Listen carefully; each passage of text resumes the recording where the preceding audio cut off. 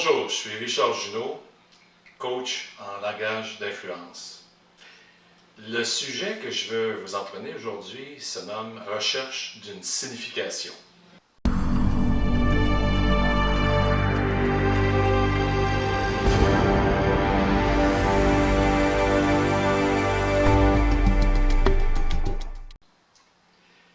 Comme être humain, nous cherchons tous à donner du sens à notre vie, savoir pourquoi on est là et comment contribuer. Rien n'est plus fort dans notre motivation que la signification que nous lui donnons. Ce sont en fait les valeurs contenues dans nos objectifs qui nous permettent de nous engager dans notre passion et maintenir notre persévérance. Eu égard à notre succès, si nous négligeons ce qui compte vraiment pour nous, notre succès n'aura pas de signification profonde. Tout chemin que nous empruntons apporte des découvertes, de l'aventure et de grandes satisfactions, suivies de très près de risques et difficultés qui provoquent aussi de grandes insatisfactions. Souvent, ces insatisfactions sont des tests pour jauger notre détermination. Parfois, c'est simplement la vie sans autre signification réelle. Nous l'avons tous vécu. Nous acceptons plus ou moins les hauts et les bas de la vie, mais ces hauts et ces bas sont-ils ceux contre lesquels nous sommes les mieux préparés? Dépensons-nous notre énergie au bon endroit? Avons-nous créé nos défis et problèmes d'une façon artificielle? Est-ce que le chemin que nous avons choisi est vraiment celui que nous aurions dû prendre? Il y a ces moments de vie où l'on sent que quelque chose ne tourne pas rond. C'est difficile de l'identifier, mais notre corps, notre humeur et même nos relations avec les autres tendent à nous indiquer un manque de sens ou de signification à ce que l'on fait. On a des doutes et ces doutes peuvent nous tuer très lentement. Plusieurs d'entre nous cherchons la réalisation de soi et chaque individu a besoin de savoir si ça fait du sens ou si ça suit une quelconque logique au-delà des émotions que ça génère. Est-ce que notre bon sens est détourné par nos émotions négatives et même positives?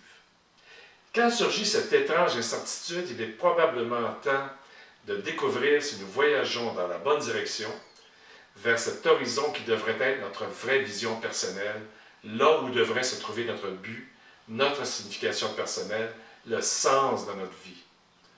Comme coach, je dis souvent, fais ce que tu veux faire. Rien ne peut brimer ton enthousiasme. Tu auras la force nécessaire pour réussir. Cependant, si tu te demandes une seule fois si tous tes efforts, difficultés et pertes en valent vraiment la peine, alors arrête un instant. Prends le temps d'y penser au-delà de tes émotions. Parfois, il faut que tu sortes de la scène pour voir dans quelle pièce tu joues, quel rôle tu y joues et qui te donne la réplique. Pour ce faire, il faut que tu te places en dehors de la scène comme quand tu regardes un film, comme un spectateur qui analyse froidement la situation. Il faut s'en détacher, ce qui veut dire enlever tes émotions, tes interprétations et ton jugement. Simplement voir et entendre ce que tu fais, comment tu réagis et surtout te rendre compte des résultats. Sont-ils à la hauteur de tes attentes? Chaque vie est très significative et unique. Est-ce que ta vie est significative et unique au niveau que tu souhaites? Tu n'es pas obligé de copier quelqu'un d'autre ou te sentir impuissant ou impuissante à réaliser ce que d'autres ont réussi. Souvent, c'est un piège qui mène vers le découragement et même l'abandon. Toujours dans une position détachée de ta scène, imagine ta journée idéale quand tu auras atteint une harmonie, un équilibre et le bonheur. Décris cette journée en détail comme si c'était le scénario d'un film. Où es-tu? Qu'est-ce qui t'entoure? Qui est avec toi? Qu'entends-tu? Que sens-tu? Que goûtes-tu? Rends cette scène vivante et présente. Puis, assure-toi que tu n'es plus l'observateur de ta scène, mais bien l'acteur qui est bien dans la scène et qui joue la scène. Entre dans la scène et intègre-toi. Attention, si tu peux te voir dans la scène, c'est que tu n'es pas dans la scène. À moins de te regarder dans un miroir, tu ne peux pas te voir au complet. Vois à partir de tes yeux, entends à partir de tes oreilles et ressens à travers ton toucher, goûter et odorat. Par exemple, si tu es conférencier ou conférencière, ne te vois pas sur le podium comme si tu t'écoutais assis dans l'auditoire. Ne laisse pas tes amis te prendre en photo du point de vue de l'auditoire. Laisse-les prendre une photo de la position du podium, ce que tu verrais si tu étais derrière le podium à faire ta conférence. Vois les centaines de gens qui sont là devant toi pour t'écouter.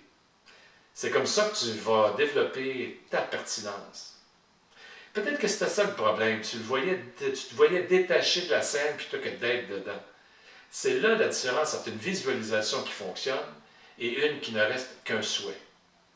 Et si malgré tout tu ne trouves pas ta pertinence, détache-toi de nouveau pour revoir tes scénarios. Si tu veux influencer les autres pour qu'ils acceptent ce que tu as à offrir, l'influence commence avec toi. Ceux qui influencent les autres possèdent une forte pertinence. Ils y croient dans toutes les fibres de leur être. Merci de votre passage. Si vous avez aimé ça, partagez avec vos amis, j'en serai très reconnaissant. Je suis Richard Junot, coach en langage d'influence. À bientôt.